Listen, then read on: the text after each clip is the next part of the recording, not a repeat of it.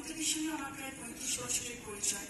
বহু বিষয় নিয়ে আলোচনা হয়েছে, বহুবার, বহু সময়, বিভিন্ন সময় আমাকে কখনো বুঝিয়েছে, কখনো অনেক কিছু শিখিয়েছে। তারপর আমার মনে হলো যে সূত্রে আমার নবনীতাদির সঙ্গে পরিচয় এবং যে ভূমিকা আমার জীবনে ওনার সব থেকে বেশি গুরুত্বপূর্ণ, সেটাই কোথায় বলা দরকার। নবনীতা দেব সেন আমার মাস্টারমশাই। মাস্টারমশাই শব্দটা নবনীতাদির খুব প্রিয় ছিল, তিনি এটা প্রায় ব্যবহার করতেন এবং আমাদের অভ্যাস হয়েছিল বলা আমাদের মাস্টারমশাই। যাদবপুর বিশ্ববিদ্যালয়ের তুলনামূলক সাহিত্য বিভাগে 5 বছর সরাসরি তার কাছে পড়ার সৌভাগ্য আমার হয়েছে। কেমন ছিলেন আমাদের মাস্টারমশাই? একটা ছোট্ট গল্প বলি খুব সংক্ষেপে। আমরা তখন প্রথম বর্ষের ছাত্র। নবনীতাদি কিছুদিনের জন্য কোনো জরুরি গবেষণার কাজে বাইরে গেছিলেন। যখন গেছিলেন আমরা জানতে পারিনি যে উনি গেছেন এবং কবে ফিরবেন সেটাও জানতাম না। তো ওনার ক্লাসটা হয় না, হচ্ছে না কদিন ধরে। আমাদের অভ্যাস হয়ে গেল যে সেই সময়টায় আমরা গল্প করতে চলে যাচ্ছি, ফুচকা খেতে চলে যাচ্ছি, যেরকম প্রথম বর্ষের ছেলেমেয়েদের পায়। তারপর একদিন নবনীতাদি ফিরে এসছেন। ফিরে যে এসছেন সেটা আমরা জানতে পারি না। আমরা যথারীতি ক্লাসে নেই এবং তিনি এসছেন, ফিরে গেছেন, পরের দিন আবার এসছেন ক্লাস নিতে। তখন আমরা জানতে পেরেছি যে উনি ফিরে এসেছেন এবং আমরা ক্লাসে এসেছি।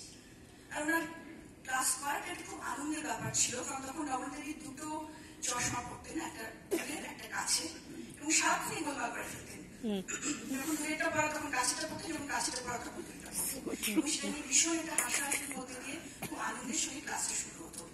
কিন্তু সেদিন তিনি গম্ভীর, ভীষণ রকম গম্ভীর মুখ করে টেবিলে বসে বললেন, আমি আগের দিন ক্লাস নিতে এসেছিলাম, তোমরা কেউ ছিলে না।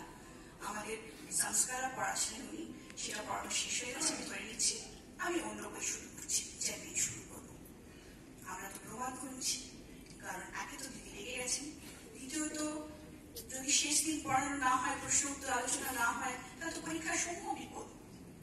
তখন আমাদের এক সহপাঠী, সে দিদির শেষ জীবন পর্যন্ত তার অত্যন্ত প্রিয় ছাত্র ছিল, পিছনে বেশ থেকে উঠে দাঁড়িয়ে বললো, দিদি আমরা তো জানতে পারিনি যে আপনি চলে গেছেন, তখন তো আমরা ক্লাসে এসে বসে থাকতাম, সেই সময়টা তো আমাদের নষ্ট হয়েছে। নবনীতাদি চুপ করে দু এক মুহূর্ত তাকিয়ে রইলেন ছেলেটির দিকে। তারপরে এক গাল হেসে বলেন, ঠিক বলেছিস, আমার ভুল হয়েছিল, এবার থেকে কোথাও গেলে আমি তোদের পড়ে যাবো। আচ্ছা, আবার সংস্কার শুরু করছি। নবনীতাদি তখন সিনিয়র অধ্যাপক, প্রথিত যথাযথ সাহিত্যিক। আমরা নিতান্ত অর্বাচীন প্রথম বর্ষের ছাত্র। কিন্তু ছাত্ররা যদি সৎ হয়, সাহসী হয়, তাদের যদি কথায় যুক্তি থাকে, তাহলে তিনি কখনো তাকে উপেক্ষা করতেন না। তার মতের বিরুদ্ধে গেলেও কখনো উপেক্ষা করতেন না। এরকম ছিলেন আমাদের মাস্টারমশাই নবনীতা দেব সেন। তিনি আমাদের মহাকাব্য পড়িয়েছিলেন। তার কাছে আমরা প্রথম জেনেছিলাম যে ওরাল এপি কাকে বলে, লিটারারি এপি কাকে বলে।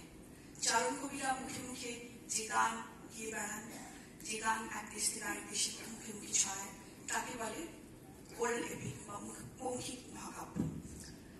যেহেতু মুখে মুখে বলা হয়, সেজন্য পৃথিবীর সব দেশে এই মহাকাব্যের বৈশিষ্ট্যগুলো প্রায় একরকম। তাতে একই ধরনের উপমা ব্যবহার হয়, তাতে সাপ দেওয়া, বদ দেওয়ার ব্যাপার থাকে, কিছু কিছু অসাধারণ মানুষের কিছু কিছু অসাধারণ দুর্বলতা থাকে, যেমন দুর্যোধনের উরু, যেমন অ্যাকিলিসের এই, এবং তার জন্য তাদের মৃত্যু হয়। এগুলো উনি পড়ছিলেন।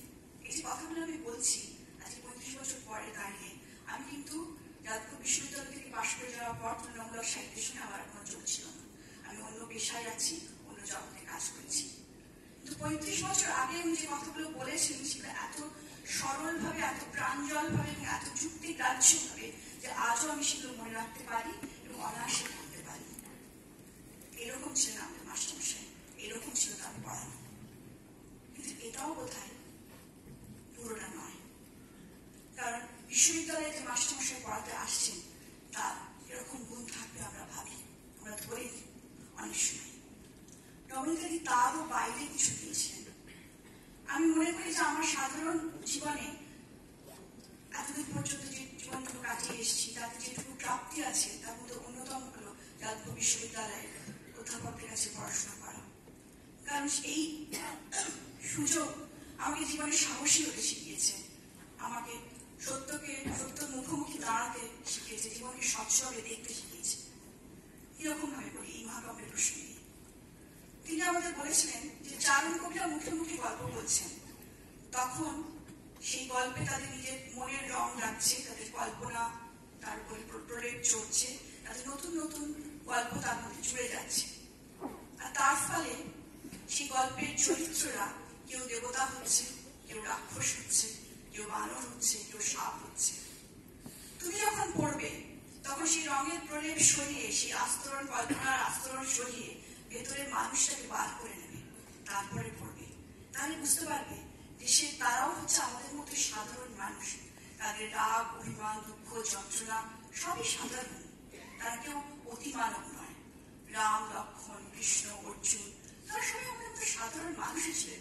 মানুষের গল্পই বলা হচ্ছিল, সেটা ক্রমশ ক্রমশ লোকের মুখে মুখে অন্যরকম দাঁড়িয়ে আছে। আজকে এই মুহূর্তে এখানে দাঁড়িয়ে আমার মনে হয় এই 2020 সালের জানুয়ারি মাসে যে আজকে আমরা যে সংকটের মধ্যে আছি, আমাদের দেশ জুড়ে যে বিভেদ, যে অস্থির অবস্থা, যে প্রশ্নগুলো অত্যন্ত বিপজ্জনকভাবে মাথা তুলে দাঁড়াচ্ছে, যদি এরকম ব্যাপারটা হতো যে আমাদের দেশের অধিকাংশ মানুষের সৌভাগ্য হতো আমাদের দেশের কাছে পড়ার, তাহলে বোধহয় এই সমস্যাটার উদ্ভবই হতো না। আমাদের দুর্ভাগ্য যে আমরা আমাদের মাস্টারমশাইকে সেই সুযোগটা করে দিতে পারিনি, তাহলে হয়তো আমরা অনেক সংকট এড়িয়ে যেতে পারতাম, অনেক সমস্যার সহজে সমাধান হতো, কিংবা সমস্যার উদ্ভবই হতো না। যেরকম আমরা দেখেছি আজকে আমরা লিঙ্গ বৈষম্য নিয়ে অনেক কথা বলি, সেই সময় সেই 35 বছর আগে যখন উনি আমাদের রামায়ণ পড়েছেন, যখন সীতার কথা বলেছেন, তখন উনি আমাদের বলেছে যে ভারতের বিভিন্ন গ্রামে, দূর দূরান্তের গ্রামের, প্রত্যন্ত গ্রামের মেয়েরা কিভাবে সীতাকে দেখে। সীতা তাদের কাছে খুব সাধারণ মানবী, যাদের জীবন, তার অন্তঃসত্ত্বা অবস্থা থেকে তার রজস্বলা হওয়া পর্যন্ত সমস্ত বিষয় নিয়ে গান তারা গাইতে পারে। সীতা তাদের কাছে দেবী নয়, সীতা তাদের কাছে পাশের বাড়ির মানুষ। পরবর্তী সময়ে যখন বিশ্ববিদ্যালয় থেকে পাশ করার পর যখন শৈলের কাজে যে মহিলা লেখকদের যে মঞ্চ আমাদের উদ্যোগে তৈরি হয়েছিল, তাতে অংশগ্রহণ করেছি, তখন তার কাছে বিভিন্ন বিষয়ে শিক্ষা নিয়েছি। যখন নিজে লেখালেখি শুরু করেছি, তখন সেই বিষয়ে রূপকথার গল্প কিভাবে লিখবো, মানুষের কথা কিভাবে বলবো, কিভাবে সহজে বলবো, কিভাবে সহজে সত্যি কথা বলবো, আধুনিক ভাবে বলবো, সেগুলো তিনি শিখিয়েছেন। তাই আজকে আমার এই মুহূর্তে মনে হয় যে এখানে প্রতি বছর তার জন্মদিনে আমরা যেতাম তার বাড়িতে, আনন্দ হতো। আজকে তিনি নেই, কিন্তু নেই কি?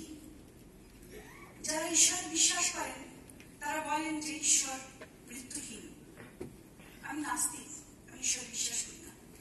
আমি মনে করি যে গুরু মৃত্যুহীন, কারণ তিনি তো আমাকে শিক্ষা দিচ্ছেন, জ্ঞান দিচ্ছেন, প্রজ্ঞা দিচ্ছেন। সেই প্রজ্ঞা প্রজন্ম থেকে প্রজন্মে আরেক প্রজন্মে বয়ে নিয়ে যাবো আমরা। যতদিন সেই প্রজ্ঞার আলো প্রজ্বলিত থাকবে ততদিন তো তিনি অমর, কিন্তু বেঁচে আছেন। তাই বাবা দাদি আমার সঙ্গে ছিলেন, আছেন, থাকবেন। নমস্কার।